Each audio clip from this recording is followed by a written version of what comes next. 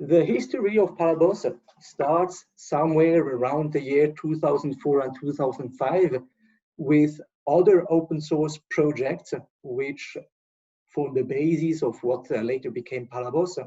There was an open source library which is no longer maintained now, which was called Vladimir.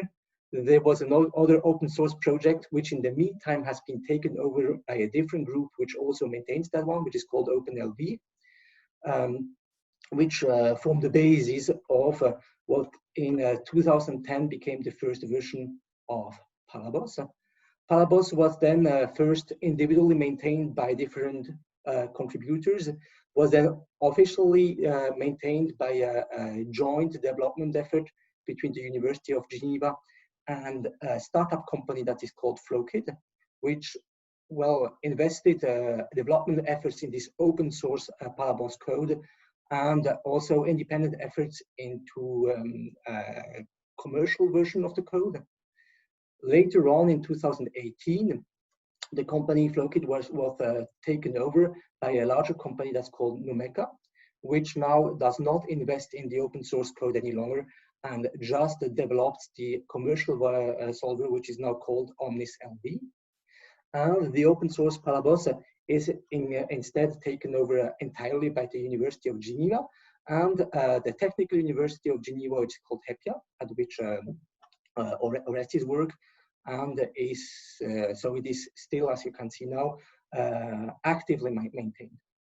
Since also I think this year, Palabos is publicly accessible on its GitLab repository, and more openly than before accepts contribution from the community. So you can fork Palabos, you can do your own development, and you can propose merge requests of your own code, which will be taken care of by Orestes and more generally by us.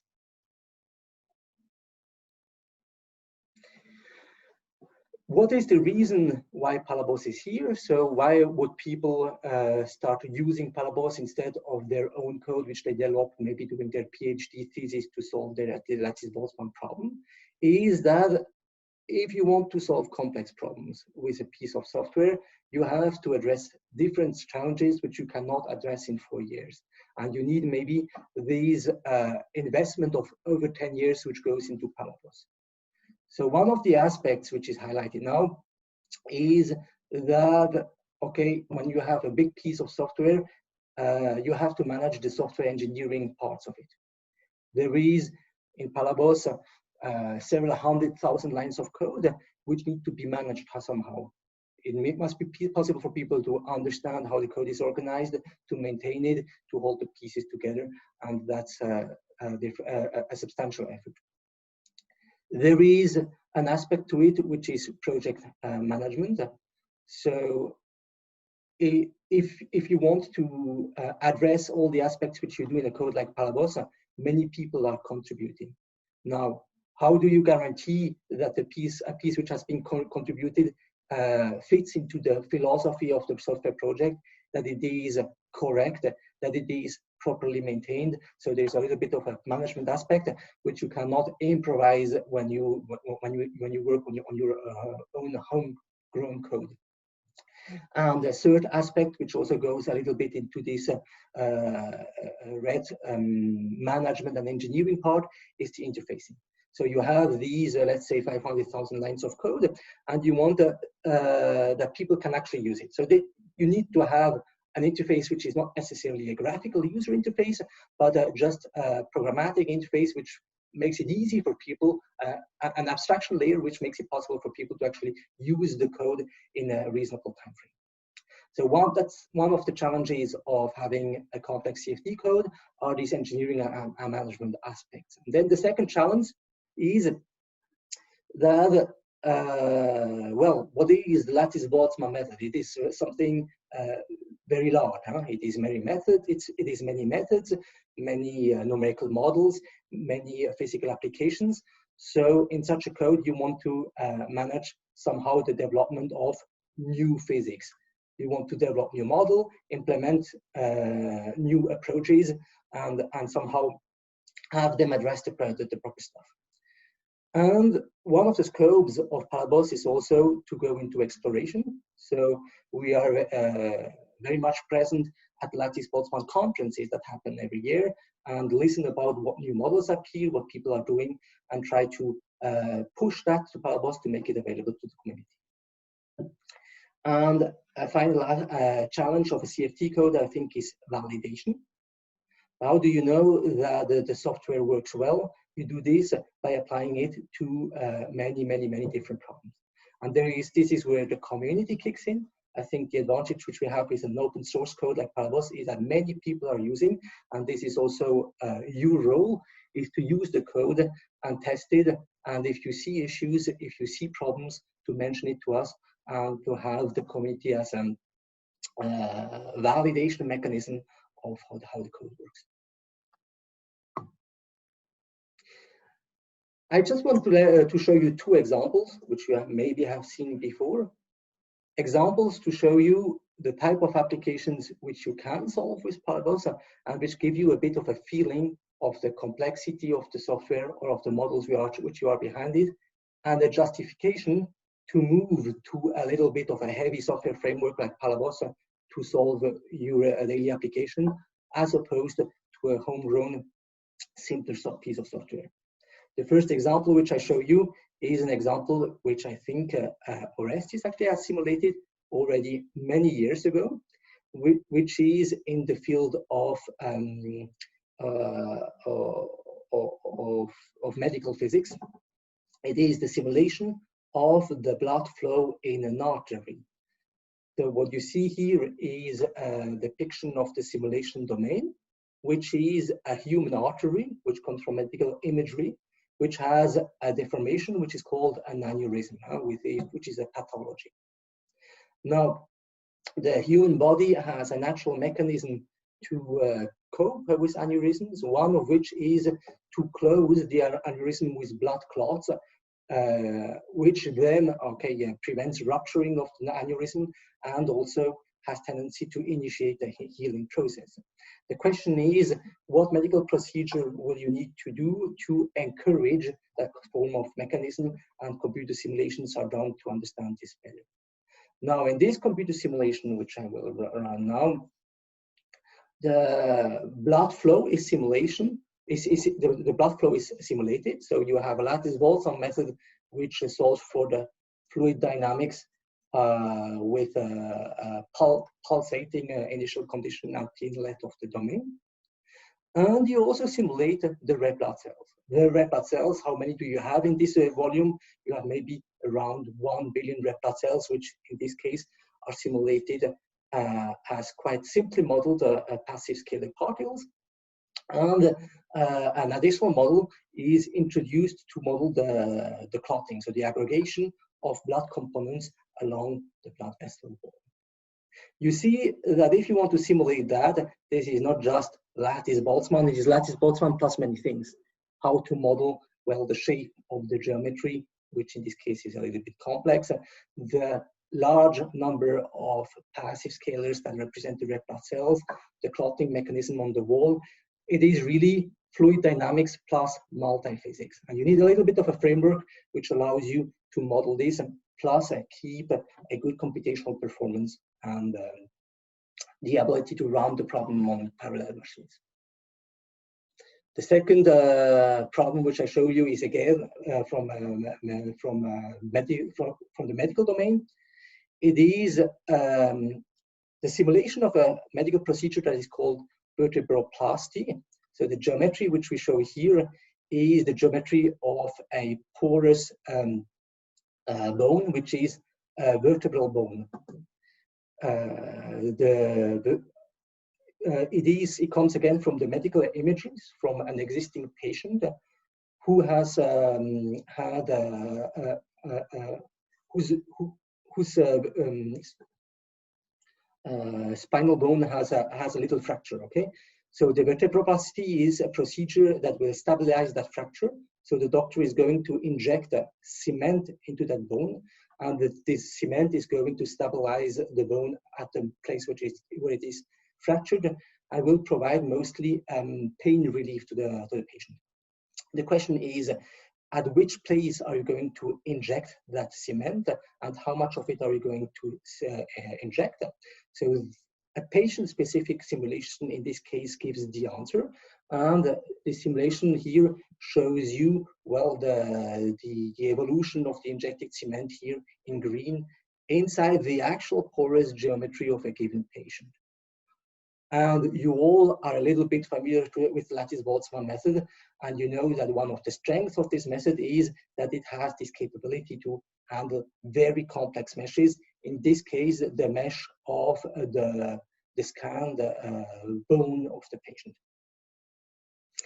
The injected cement was modeled with a free surface model, which is, well, a single phase model in the sense that you only simulate the cement, you don't simulate the air, and you replace the effect of the air on the cement by some surface properties of the advancing cement front, okay? So what strikes you immediately when you do this simulation is that you don't need most of the bone. The simulation happens only where you have the green stuff, the cement. All the rest does not need, you really need memory allocation. So to simulate that efficiently, actually, you will want to have a little bit of a dynamic meshing. So you want to piecewise build the pieces of bone in which you're actually doing simulation. So I showed you a second video which shows you how this particular Palabos simulation was built. So the box which you see is the actual initially allocated domain with just a little piece of bone, and as the cement is injected. Yeah.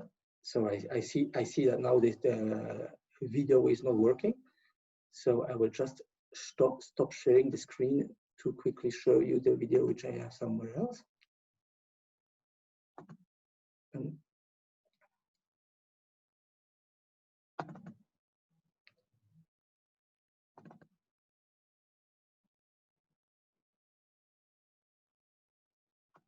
Yes, here I have it.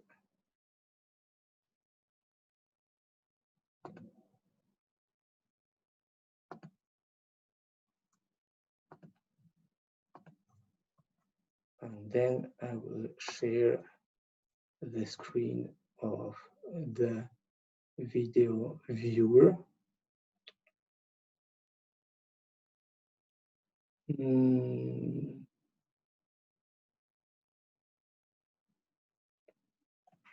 me see that.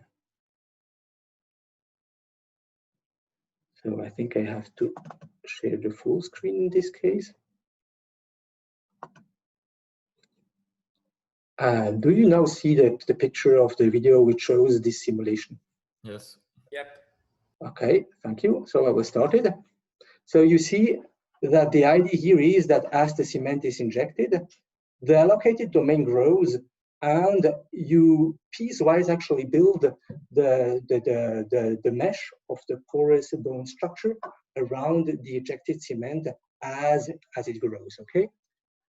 So imagine doing this with a different method than the Lattice-Boltzmann method, which have very heavy processes for mesh generation. So you would usually read a geometry and maybe spend days or well, hours or days, let's say, to actually build the computational mesh. Well, there is no chance in life that you will possibly adapt this mesh as the simulation goes. With the Lattice-Boltzmann method, you have a little bit of a more flexible way to handle meshing, which is properly represented in Palabos, which then also gives you, once you do your work nicely, I mean, it is still like a bit of investment on your side. It gives you the possibility to actually work with meshes in a more flexible manner. Okay.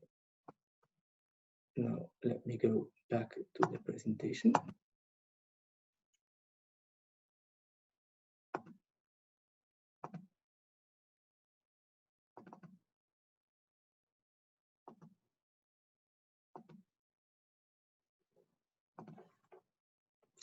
Okay, let me take a break to encourage you to ask questions if you have questions so far.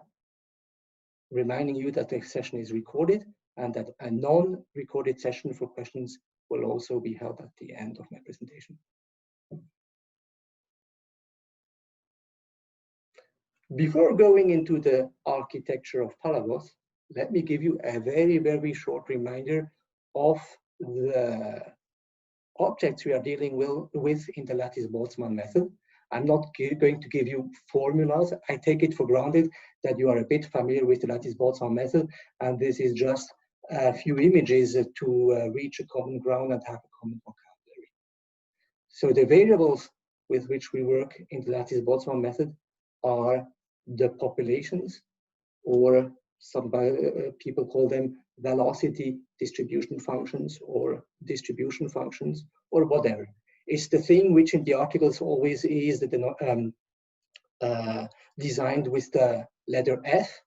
Okay, in this case, I show you one cell of the 2D model D2Q9, in which you have 9 populations per cell, which represent in a simplified manner a density. Yes? We are still watching the video. Is it intended, or do you want to show the PowerPoint presentation? For me, I was watching the presentation. Oh, okay. So the problem's on my side. So I stop sharing. Stop sharing and we'll go back once more to the PowerPoint presentation to make sure that we all see the same thing. So Orestes, do you now see PowerPoint? Yeah, it's okay now. Okay. Thanks. Good.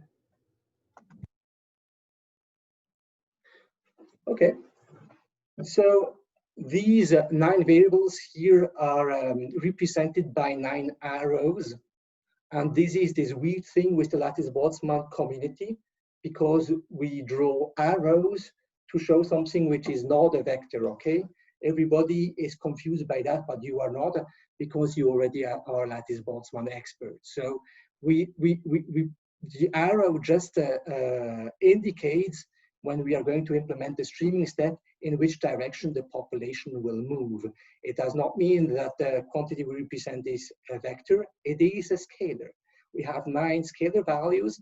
Every one of these 8 arrows is a scalar value, and then there is also the population, which is a particle density that will not move during the streaming step, that is represented by the black dot in the middle. And in this presentation, I give them a different thickness to say, well, it's the thickness of the arrow which indicates the value of the population. It is not the direction of the arrow. Then, well, a simulation represents the domain, the space of the fluid by a mesh which most of the time is a sort of a matrix, an array of cells which are just a multiple representation of the single cell you saw on the last slide.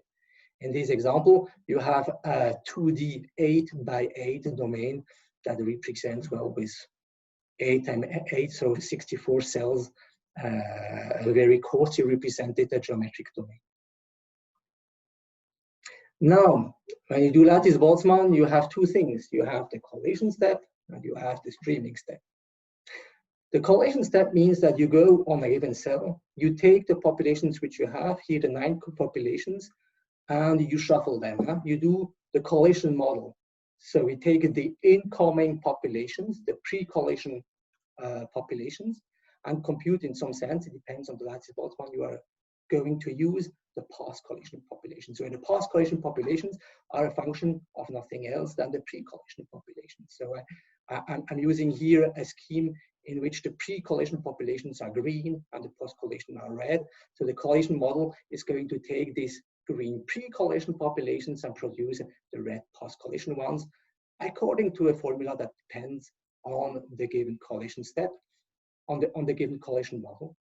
And on Friday afternoon, Christoph is going to give you an overview of different possible and very useful modern collation models.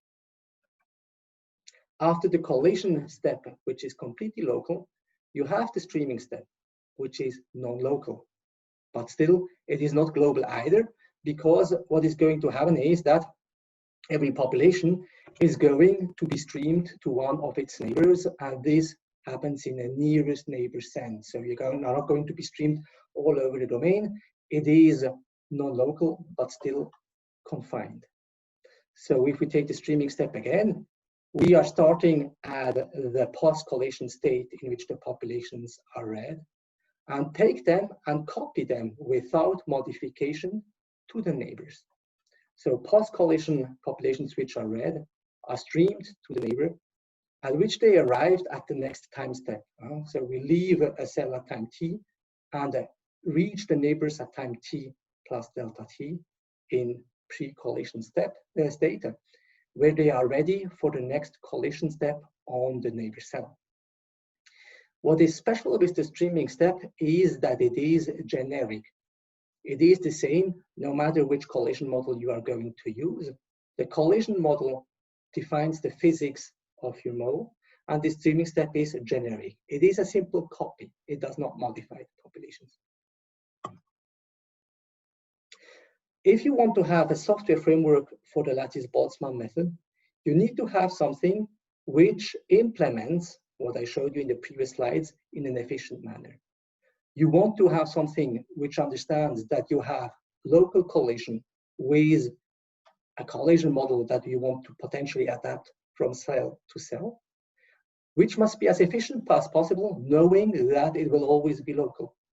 And then you want to have a streaming step, which is not local, but which is hard-coded because it is always the same thing. So you want to have a software framework which is as efficient and as simple as possible for this collation streaming model.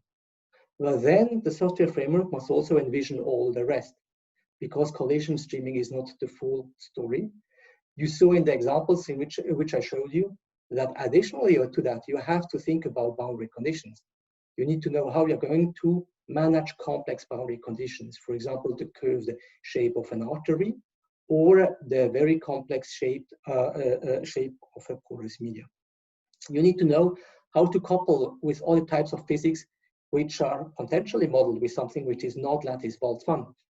For example, in the case of the artery, you want to simulate some physics of red blood cells. And by the way, Christos will talk about red blood cells on Monday morning with models that are largely more sophisticated than the one used in the video I showed you. So you want probably to couple with something else, an appropriate modeling of red blood cells or something, or whatever. You want to be able to handle complex fluid models, for example, multi-phase fluids, in which case, on top of the Lattice-Boltzmann representation of the fluid, you will add other ingredients which do not necessarily fit into this collation streaming framework. So, a Lattice-Boltzmann software framework means efficient collation and streaming, and the possibility, as general as possible, still also efficient. Of course, everything needs to be parallel for everything else, for other types of physics. In Palabos, there we have a software development model which gives you access to these two aspects. And the purpose of this session this morning is to explain to you this software model. The basic concept of Palabos is the use of a data structure, which we call the block structure. The block structure is the matrix. It is the data structure you use in Palabos to represent everything which is spatially extended. The matrix, well, the block structure represents the physical space, the domain of the simulation, through something which is a little bit of a matrix. It is a regular homogeneous mesh.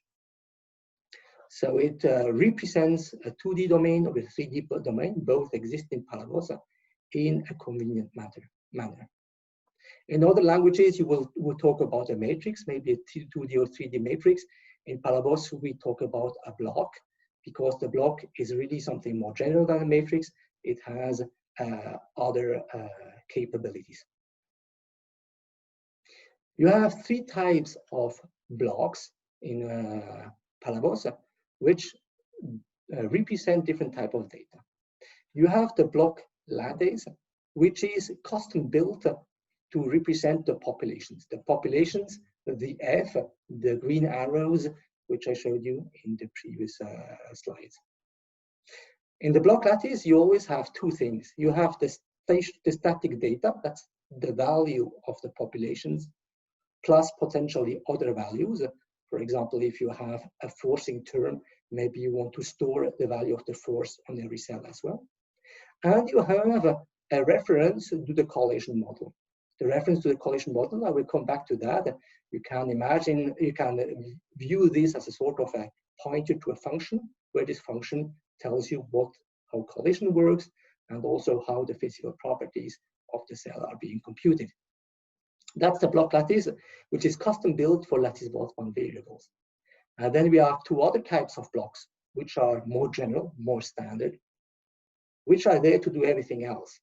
You have the scalar field, which is essentially a matrix with scalar values. You have the tensor field, where on every cell you have not one value, but many values to represent a vector, for example, the velocity, or a tensor, for example, the strain rate, or anything else. Okay, so these data structures are much more standard. It is a little bit similar to the array which you have in MATLAB or anything else.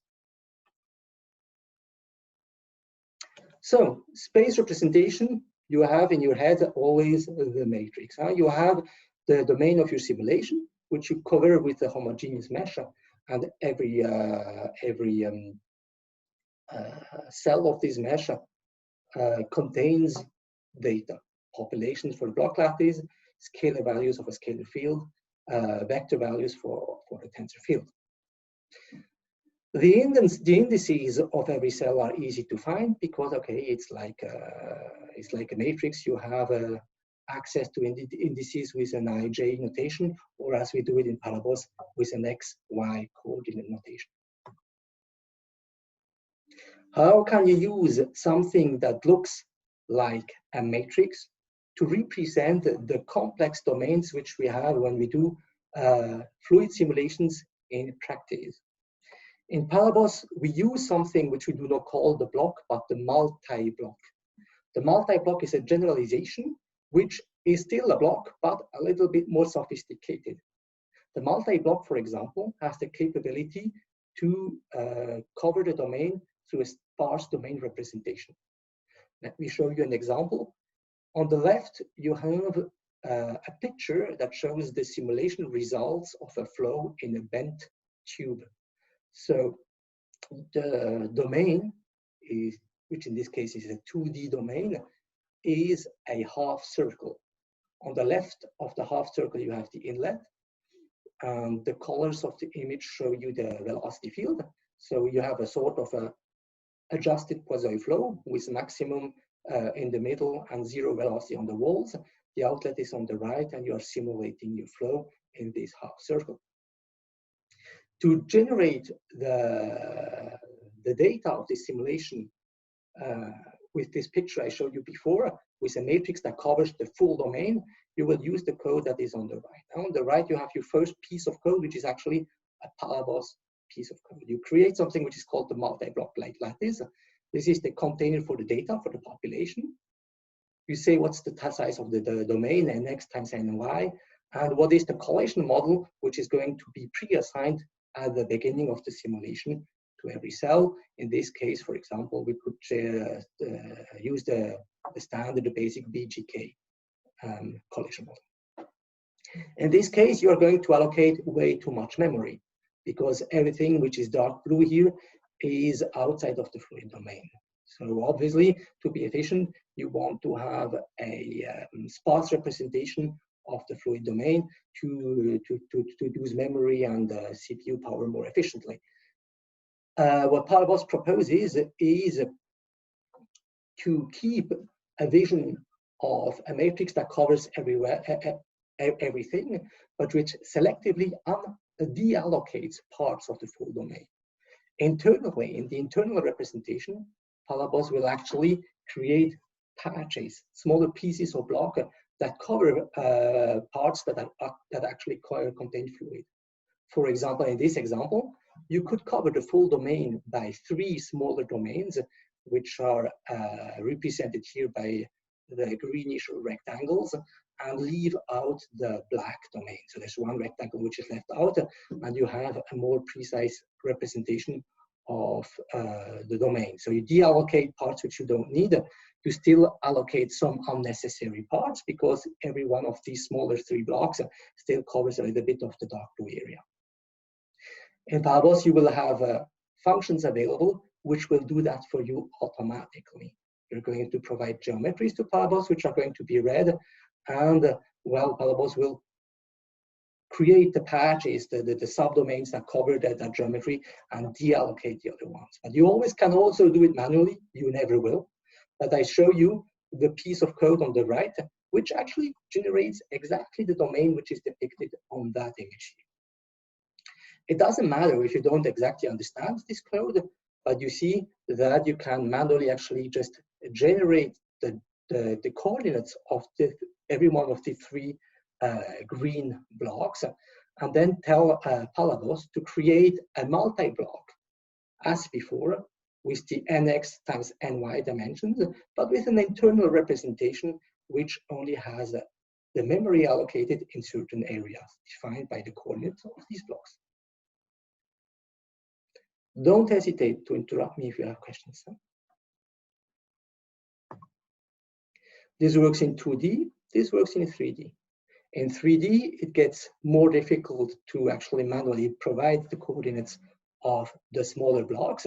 So you will want to have algorithms that do that for you. For example, if you want to simulate a flow in, again, an artery with an aneurysm, which is depicted here, you will want Palabos to, well, create a bounding box around that geometry, which is the multi-block lattice, which represents your domain, and internally cover this domain by smaller blocks. The size of these blocks will determine how precise your memory allocation pattern is. On the left-hand side, you have a case where we cover the domain by large blocks, in which case you waste a lot of memory. And as you move to the right, you cover the domain by smaller and smaller blocks.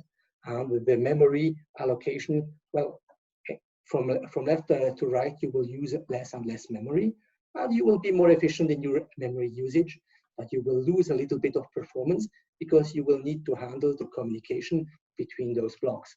So this will be a game in which you will try to be optimal with the size of the blocks to have best performance. Again, automatic mechanisms are available in Palabos to do that for you. Then this is about sparse memory, but what about inhomogeneous meshes? How can you actually represent complex fluid flow simulations if you cover the domain by something that looks like a matrix, knowing that essentially every method in CFD, except for Lattice-Boltzmann, fundamentally works with inhomogeneous meshes that have a high resolution in areas of interest and lower resolution somewhere else.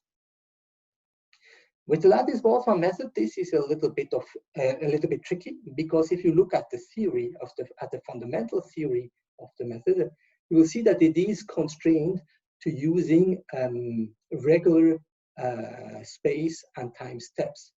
So as you go through the theory, you will introduce something which is delta x, which is the cell size, and delta t, which is the time interval from one iteration to the next, and these are constant values. So the method from a theory standpoint does not even offer the possibility to address something which is more general than a homogeneous mesh.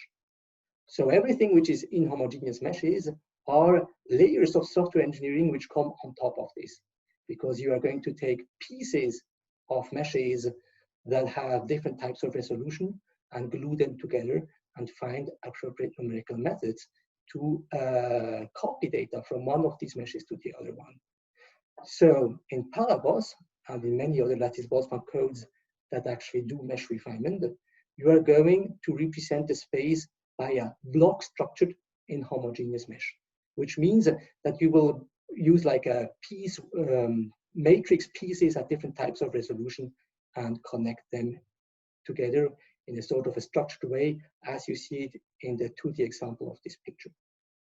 The same is in 3D. You see here an output of a Palabos simulation of a 3D flow around the sphere, where a fine mesh is generated close to the sphere and coarser meshes as you get further away from the sphere, and they are again connected to each other in a block structured manner. You will learn more about mesh refinement in Palabos and also in the LBM in general. That's going to happen tomorrow afternoon in the presentation of Orestes.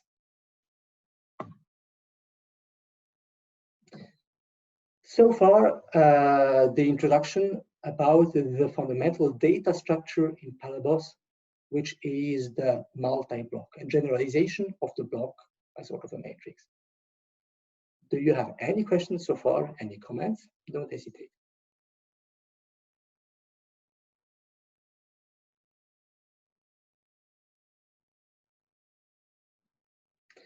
If that's not the case, I take it for granted that that means that the explanations are sorry, Jonas. There we go. Yes, go ahead. Yeah, I have a question. About your slide 10, it's a bit late to ask the question about the slide 10, but slide 10 about your simulation. Your simulation, you should you allocate the memory more step to step, as we understood. And how you'd recognize you should add the memory, for example, in the left or right, because first we should solve the problem, and then we should see how much more mesh or more grid we need in some section. Exactly, that's one. You add mesh step to step to some different section, but how you recognize we need, for example, more mesh in the top and not left? Yes, this is a very good question. So somehow we need information from the simulation while we are doing the simulation, because the simulation is going to tell us where the injected cement is, but we don't need to know where the injected cement is to allocate the domain, right? So that's, I guess, your question, which is completely right. So we solve this here in a heuristic manner, okay? There is no exact way of knowing what exactly the shape of the allocated domain is going to be, but we can anticipate what it is. We don't reallocate the domain at every time step, because this would be way too expensive. Essentially, here the reallocation is done every few thousand Lattice-Boltzmann iterations, or every few hundred, I don't remember exactly. So what we do is that we just take the current shape which we have, so the current shape of the cement, and then we just compute how far the cement could go in the coming 1000 iterations before we reallocate the domain.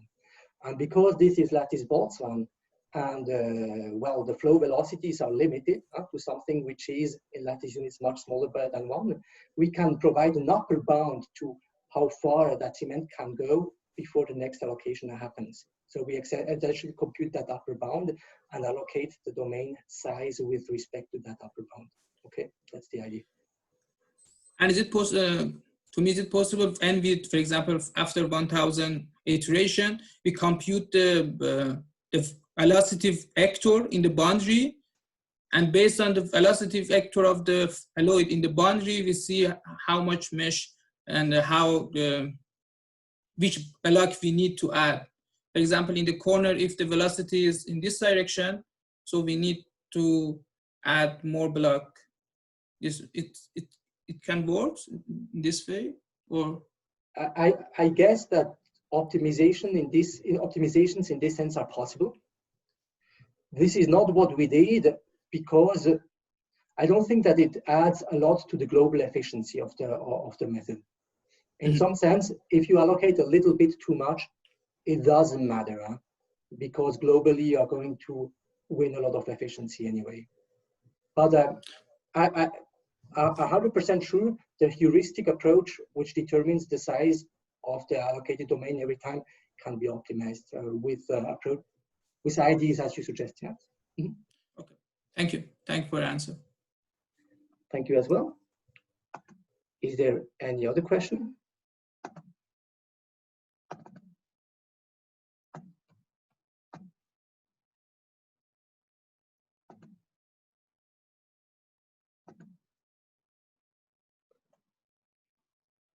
So you should be able to see again the PowerPoint presentation and the slide which has the word questions. And if there are no more questions, I'm on the wrong question slide. So that was about the block structure.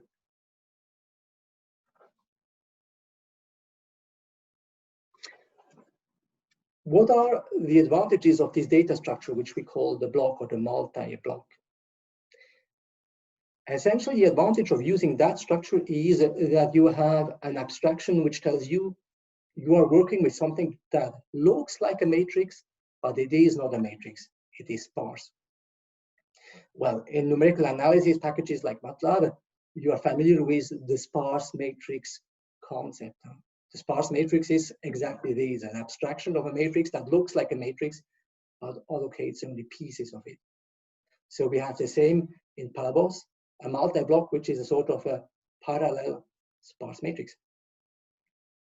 When you have this type of data structure, you can essentially access the data at every position in constant time, because data is accessed through the coordinates, as it is in a matrix. If you have the I, J coordinates of an element of the matrix, you access it directly. The coordinates give you the place in memory where the data is going to be.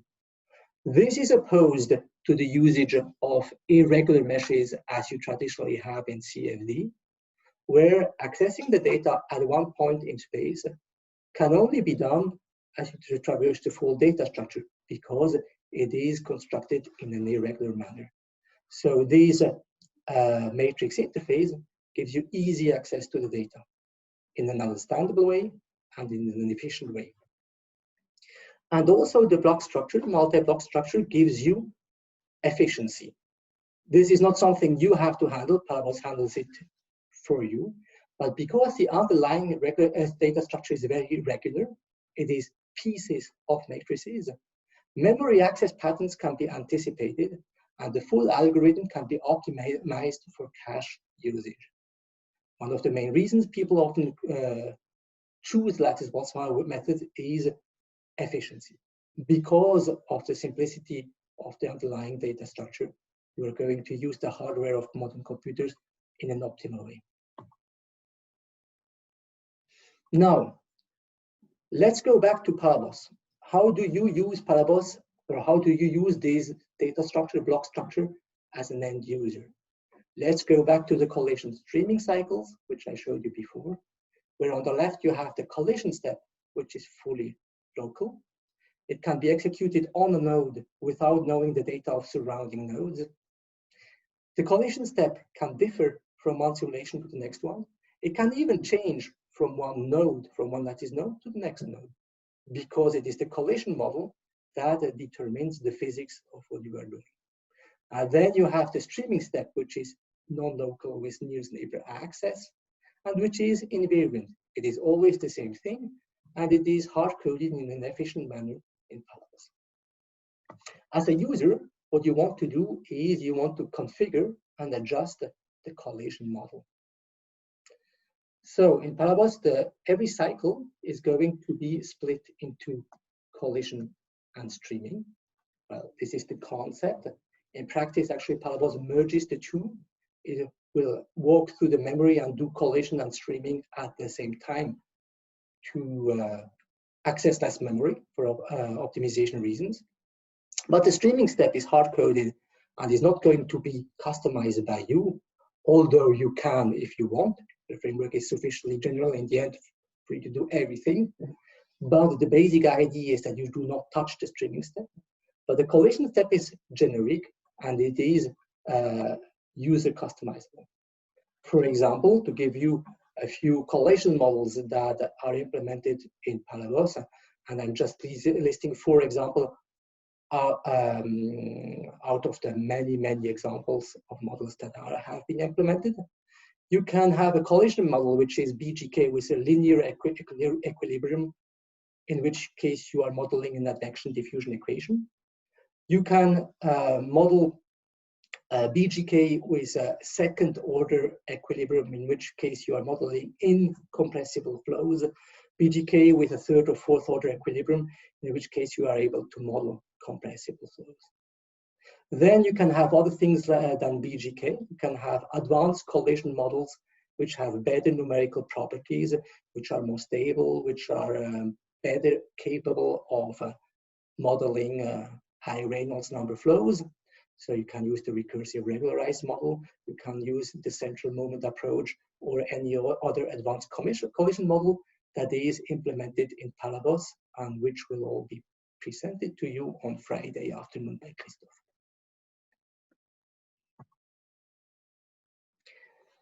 The idea is the following. You have your multi-block, which is a sort of a matrix, and every cell of this multi-block has data. There is the static data, which are just, the populations and additional scalar variables you want to save on every cell, for example, the force. This is represented through an object of a class that is called the cell class in Palabos, that, for example, for the D3Q19 model, will allocate 19 double precision floating point variables on every cell. And then you have a reference to another object of class dynamics, which represents the collision model. You can see these as a pointer to a function or to multiple functions that tell you how to do the collision step on this cell, and how to compute the macroscopic variables, and how to compute other quantities of interest that are as specific to given collision model. The dynamics class, which is instantiated through objects that have a reference on every cell, determines the collision model. And these, as opposed to the cell, which is a static object, this is dynamic. During the execution of a simulation, the collision model can change. You can assign a new dynamics object to a cell as time goes, but also over space, to customize your physics in a flexible manner. Let me give you very simple examples in 2D. Don't be afraid, we will also make 3D examples in this class, but for the explanation, 2D just has a little bit less text to be written. You always start by creating the data structure in Palabos, which is the multi-block lattice, in this case, a 2D multi-block lattice. And then there is something in parentheses, which are the template parameters of this lattice. I will not go too much into the details of these. This is where you define the data type, whether you are using single precision or double precision floating point variables. And this is also where you are deciding how many variables will be allocated per cell. So you are going to decide the lattice structure. Is it going to be D2Q9, D2Q21, or whatever? So what is called the descriptor here is essentially a compile time description of the data, the static data that needs to be allocated on every cell of the lattice. As arguments, sorry, Jonas. Yes? Is T the data type? Yes. So T is the data type, and then descriptor is the Q9, so to speak, or the number of discrete velocities, right? This is correct. Oh, fine. Thank you. You will actually see this in the examples which we provide to you. T and descriptor are quantities which are previously defined by the user. Instead of writing T and descriptor, we could also just manually here exactly say what we want. A possibility here, a proper Palabos code would have been to, instead of writing T, to write double, to say that this is going to be double precision floating point variables. And here we could write D2Q9 descriptor to say that this is going to be a D2Q9 simulation. And then we would do the same thing here, double and D2Q9 descriptor. But because we often write the same thing many times, we tend to predefine them at the beginning of the simulation, with T being double and descriptor being the D2Q9 descriptor. Okay? Is there any other question for now? Now, the arguments to the constructor of the multi-block lattice are its dimensions. We say that it is an nx by ny domain. Nx and ny are integer values, for example, 100 by 100. And then we define the collation model, which is pre-assigned at the beginning to every one of the cells. For example, the BGK collision model in this case, with a relaxation frequency omega, that's a floating point value. After creating that, you just have a rectangular domain with the same collision model everywhere. But these can be overwritten afterwards. You can just write over the cells and change the collision model. For example, with the line which is written here, you will select a subdomain of the simulation, a rectangular subdomain, and assign a different collision model to it. The subdomain is defined by an object of type box 2D, which has the coordinates of the lower left and the upper right corner. So lower left is x0, x1, upper right is y0, 1, y1. And on this subdomain, you will assign a different collision model, which is here the regularized BGK dynamics. That's a collision model which is more stable than BGK, which is regularization at the first order. Again, more about advanced collision models on Friday afternoon. In this case, now you have mixed collision models. Some parts of the domain have BGK, some parts of the domain have the regularized collision model. You could also just replace the collision model everywhere by regularized BGK dynamics. So as a third line, you could overwrite everything by choosing the full domain. So lattice.get bounding box gives you a description of the full domain on which you now overwrite the collision model by regularized. So after these 3 lines of code, you now have the nx by ny simulation with the regularized collision model everywhere. Now, what about if you want to assign different collision on a domain of complex shape, which is not rectangular? For example, let's say that you want to represent an obstacle through the bounce back approach. You want to say on some cells, instead of doing BGK or regularized BGK, I want to do bounce back, and this is going to represent the surface of my obstacle. For example, let's say a cylinder. So let's say that in a cylindrical area, so in 2D this is inside the disk, instead of doing regularized BGK, I want to do bounce back. In this case, you have to write a function that defines the area in which you are going to change the collision model. You do this through a function object, so that it means you are going to write a class which is a function object. So it overrides the function called operator, in which you define the domain. So you have a function object, a function that takes as an argument an x and a y coordinate, and which returns a Boolean value to say, well, depending on the coordinates, are we inside of the domain which is going to be described or outside? So if you want to represent a disk, we are going to write the equation of a disk. So we are inside the disk if x minus the center of the x of the disk squared plus y minus the center of the disk squared is smaller than the radius of the disk square. And these parameters, the center and the radius, are arguments which are provided to this class, so that this is actually a customizable function. That's why it's a function object. It is a function that can be customized with additional data.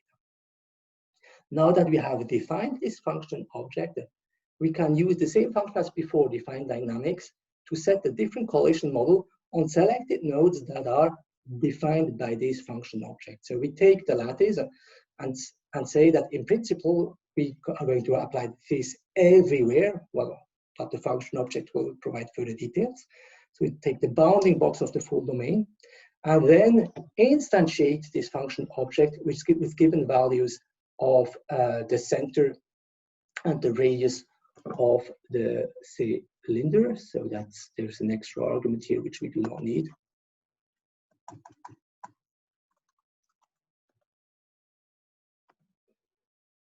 And we say that inside the domain described by this function object, we are going to instantiate the bounce back collision model.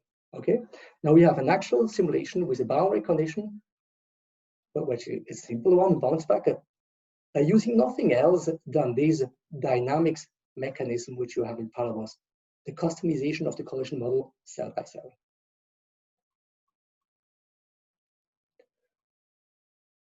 So this is about how you do custom collision models in Palabos.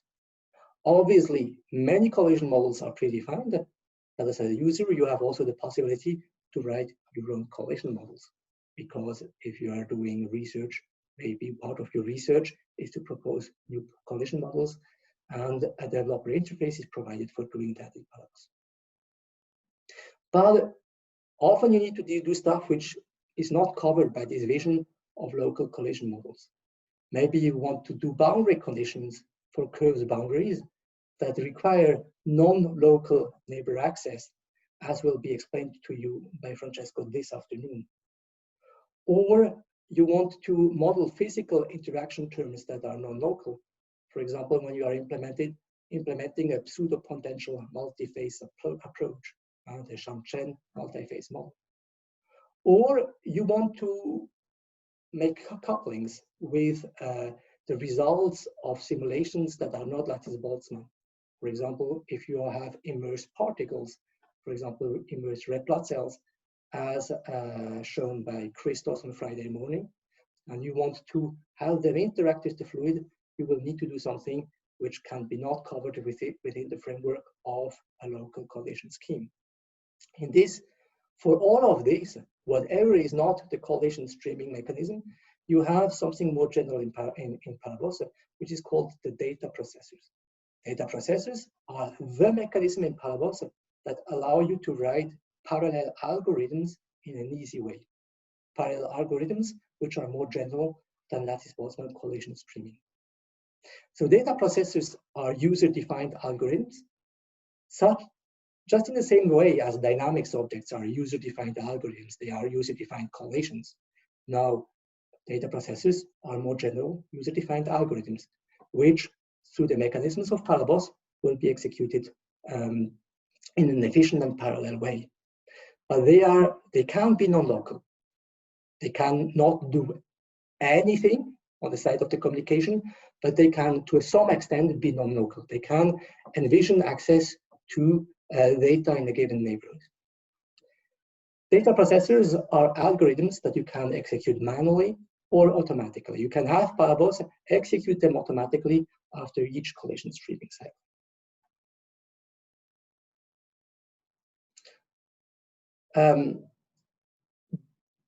I will go more into the details of the data processors tomorrow morning. Tomorrow morning is a session which is devoted to writing data processors in Palabos. You will learn how to write your own data processor to implement your own mechanism, parallel algorithms in Palabos. Today, I just remind you of the basic general concepts. So we talk about the three-way programmer interface, the three-way programmer interface of Palabos. In Palabos, there are three ways in which you can impact the nature of a simulation. There is the multi-block, the dynamics objects, and the data processors. Multi-blocks, they come in three flavors: the block lattice, the scalar field, and the tensor field. And their behavior can be customized by something which is called the lattice descriptor. You can tell the multi-block which kind of data you want to allocate on every cell by providing data through lattice descriptor that will be processed at compile time. This is not a dynamic procedure. For example, you can say if you want D2Q9, if you want D3Q19, D3Q121, if you want to allocate other data than only the populations. So multi-block are user configurable static data sets that are processed in parallel by Palabos. And then come the user-defined algorithms, and those are the dynamics objects and the data processors. they are the tools which, as a user, you use to extend the functionality of Palabos and to customize your simulations. If you have new physical models, you will almost always implement them in Palabos by writing a new dynamics class or a new data processor. Well, sometimes you will also write a lattice descriptor because you will maybe use a set of velocities or additional data, which is not pre-implemented in Palabos, but this is a little bit more rare because many of them are pre-implemented.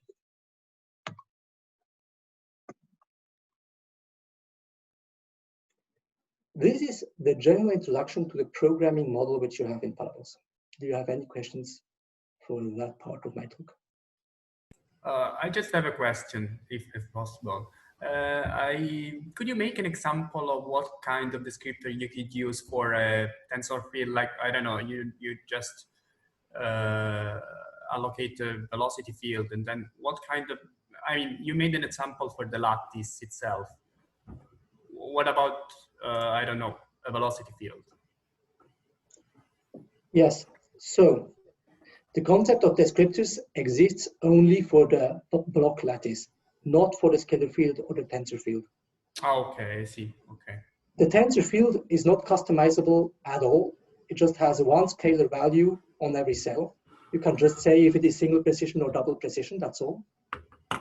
And the tensor field has just one parameter which tells you how many variables you have per cell. But Okay. you don't customize them with a descriptor. It's only the block lattice which you customize with the descriptor. Okay, I see. Thanks. Because in the block lattice, things are more complicated. You could say, well, why don't I just use the tensor field instead of the block lattice? Because if I am doing D2Q9, I could use a tensor field with 9 variables, right? But this would not do the trick because the block lattice on top of these 9 variables will allocate space for a pointer to the collision model. Huh? And then very often you want to have other data than the populations. A frequent example is that in some models with complex physical interaction, you want to store the value of the macroscopic variables density and velocity because they are going to be used outside of the collision model. So during collision, you will compute density and velocity, but then you also want to store them because afterwards, a coupling with a different field is going to happen. So we want the cell to actually have extra data space, maybe 9 variables for the populations, then 1 variable for the density, and 2 variables for the velocity, which are going to be stored there and accessed by a data processor later on. This is why the lattice is a more complex object, and the data layout of this object is described through C++ templates and through this descriptive mechanism, but which does not exist for the scalar field or the tensor. That answer your question? Yes, thank you. Is there any other question? Question, Jonas. In Palabos, as I remember, there is 2 ways to do a collision and a streaming. In one step, with collid stream function, I think, and in 2 ways, first collision and then a streaming. What is the difference between them? One of them is faster or more efficient, or no difference? Yeah, thank you. This is exactly true. You can call a method of the lattice which is called collide and stream, which does first the collision step and then the streaming step, or you can first call the method which is called collide and then a method which is called stream. The outcome of these 2 approaches is the same. You have the same result, but the first approach is faster. If you call collide and stream, your memory data space is going to be traversed only once, okay? So Palabos will go through the data only once and do collision and streaming at the same time as a fused operation. In the second case, you will go through all the memory space once for collision and through all the memory space once for streaming, and this will be slower. It depends on your computer, but you will maybe in the second approach lose 30 or 40% of performance. So why would you want to do the second thing, which is slower? This is if between collision and streaming, there's something else you want to do. So often people want to do the correlation step, and then they do something which is additional physics, coupling with particles, coupling with an advection diffusion equation, and so on. And then they want to do the streaming. That's why you have the possibility to decouple the two. Okay, thank you. You're welcome. Any other question? Yes. About the program, you go first. Thanks.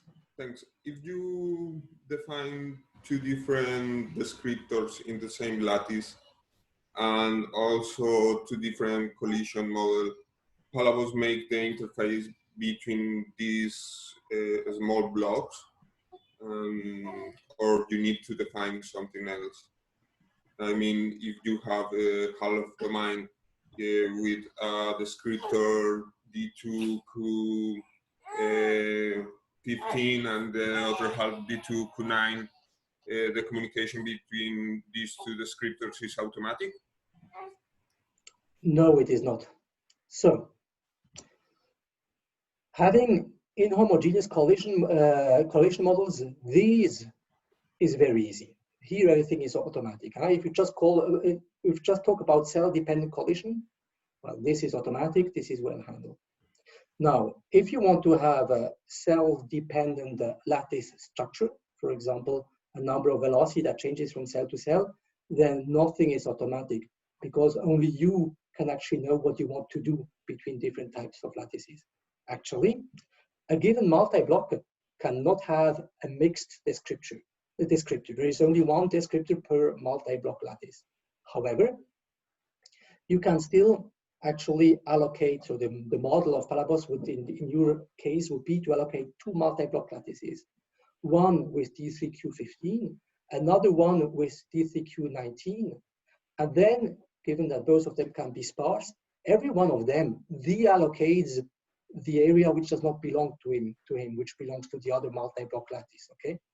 So you would implement your case with two multi-block lattices and selective deallocation. And then you would need to manually implement the coupling between the two with a data processor, where you say manually what is going to happen on the interface between the DSTQ15 and the DSTQ19. Okay? Okay, thanks. Welcome. And then there was another question of someone, right? About the programming language. C++ is apparently the native language, but are we also going to have some talk about the Python interface? We are not going to talk about the Python interface of Palabos in this class. There exists a Python interface which was developed, but it is very hard to maintain because Palabos evolves very fast. So it is a little bit unmaintained. So many of the exciting new features you want to have are not in the Palabos interface. This is why we mostly don't advertise it for research purposes now. And we will not present it at this course. So let's say what we propose in this class is to really familiarize yourself with the C++ interface. Okay, thank you. You're welcome. Any more questions?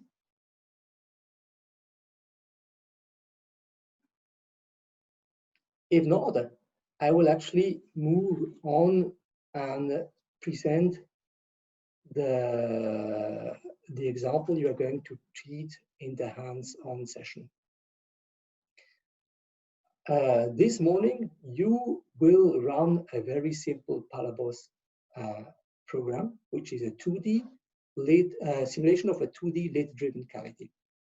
So what is the lid-driven cavity? You have a flow in a square box, and well, 3 of the 4 sides of this box are just walls with a no-slip condition, so 0 velocity. You have 0 velocity on the left wall, on the right wall, and on the bottom wall. And on the top wall, you have a Cycl boundary condition, which means that you impose a constant velocity that is directed from left to right. So essentially, you have on the top wall, you force the fluid to move from left to right. You could imagine that you have a corresponding lab experiment with a box And then maybe you put a lid on the box and you just manually drag the lid from left to right to entrain the fluid. And what is going to happen is that then the fluid meets the wall on the right and forms a recirculation. So you see that in this simulation result here, the recirculation has already formed. This is all about creating a 2D quadratic simulation domain with a homogeneous mesh, a non-sparse mesh, no mesh refinement, set the proper boundary conditions on all walls, run the simulations, and look at the results. We're going to give you a simulation code, a Palabos code, which, however, is not complete. There will be some lines which are commented in which you have to fit in a little bit of data. And then, well, we will help you with that. You're going to compile this code and you're going to execute this code. One of the difficulties when you do a lattice-Boltzmann simulation is to choose the parameters of the simulation properly. This is not really about Palabos. It is about the lattice-Boltzmann method in general. It is probably a matter which you have addressed multiple times already, but I would like to give a short summary of the arguments which come into play, because it is something which you are doing very, very frequently.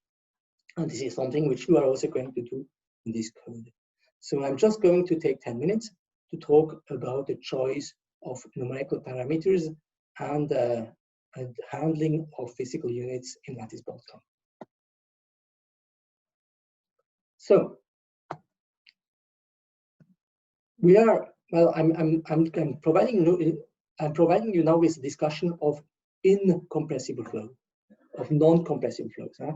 Christoph will generalize this and talk more about compressible flows on Friday afternoon, where things are a little bit different. So you have a physical system, which is defined physically speaking by some reference values, by a length, a velocity, a density, and a viscosity. In the case of our box, you can imagine the experimental setup. Somebody in the lab, in the laboratory, took a box and filled it with water. So the length is probably the side length of that box. That's maybe 1 meter. The velocity is the velocity at which you are going to drag its lid from left to right. That's maybe 1 meter per second. Rho 0 is the density of your liquid, maybe 1,000 kilograms per cubic meter. And then mu is the viscosity. In this case, the viscosity of water, I don't know what that would be for a dynamic viscosity, actually. And then you also have the kinematic viscosity, which we call nu, which is mu divided by rho 0. So I think in the case of the water, maybe something like 10 to the power minus 5 in SI units. So this is about the physics. Then in your simulation, you have numerical parameters, which are determined by numerical constraints that are linked to the physics you want to implement. So in the numerical simulation, you have nx, which is the resolution of the reference length, so the number of lattice sites you are going to use across the diameter of the domain. You have ULB, which is going to be the velocity of the top lid, the reference velocity, but in the units of the lattice. You have delta t, which is a physical value. It is measured in seconds, which gives you the size of the time interval of one iteration. Nu LB, which is the viscosity, the kinematic viscosity in lattice units. And delta x, which is a physical quantity, it's in meters, which is the distance between two neighboring cells. How are you going to determine these different parameters? So the easiest part is the computation of the spacing delta x. This, by definition, is just, well, the length divided by the number of cells in this length. So this is Lx divided by Nx or Nx minus 1. Whether this is Nx or Nx minus 1 depends a little bit on the type of boundary conditions you are using. But if we say that you have a zero condition on the first cell and a zero condition on the last cell, then the length of the domain in lattice units is the number of cells minus 1. Huh? So if you imagine that you have a simulation with 3 cells, cell 0 which has 0 velocity, cell 1 and cell 2 which has a 0 velocity, then the distance between cell 0 and cell 2 is 2. Huh? So it's the number of cells, 3 minus 1. So that's for the computation of the discrete spacing. And now let's turn to the computation of the viscosity in lattice units, which will then lead us to the relaxation time, which we use in this simulation. I go through all of this a little bit faster because I want you to know the theory, but I still also expect you that you have more or less heard about that before. So a way to link the viscosity in lattice units with the physical viscosity is to just say that the Reynolds number is constant. You have the same Reynolds number in the lab experiments and in your computer simulation, and this is what determines this is what settles the fact that your computer simulation actually represents the lab experiment. So you are going to write the Reynolds number in physical units. That's velocity times length divided by viscosity. And then you are also going to write the same thing in lattice units. So that's the velocity in lattice units times the resolution divided by the viscosity, kinematic viscosity in lattice units. And then you can resolve that with respect to the viscosity. So in this case, and that's what you are going to use, for example, for the cavity, you can say that the viscosity in lattice units is equal to velocity in lattice units times resolution divided by the Reynolds number you want to have. So this is about viscosity and discrete time step, and then there is also the discrete time step delta t. By definition, delta t defines the relationship between the velocity in lattice units and in physical units. Because velocity has units meters per second, you can say that the velocity, the physical velocity, is equal by definition to delta x over delta t times the velocity in lattice units. And you can understand this line as a definition of what discrete time step delta t is. So how do you set up a simulation? There are different philosophies, but I propose that you, for this example, which you are going to do the following. You pick your resolution. You say, well, I want my simulation to be 100 by 100 lattice cells. So nx is going to be 100. And once you have that, then next you compute delta x. Delta x is going to be the size of your cavity, let's say 1 because it's 1 meter, divided by nx minus 1. Then you pick your lattice velocity, and this one you pick it through numerical considerations. We are going to simulate this flow in a regime of incompressible fluids, non-compressible fluids. This regime you reach by choosing a lattice velocity that is much smaller than 1. If the lattice velocity approaches something which is of the order of 1, you enter the compressible regime. Okay, so based on this consideration, incompressibility of the fluid, you're going to choose your lattice velocity much smaller than 1.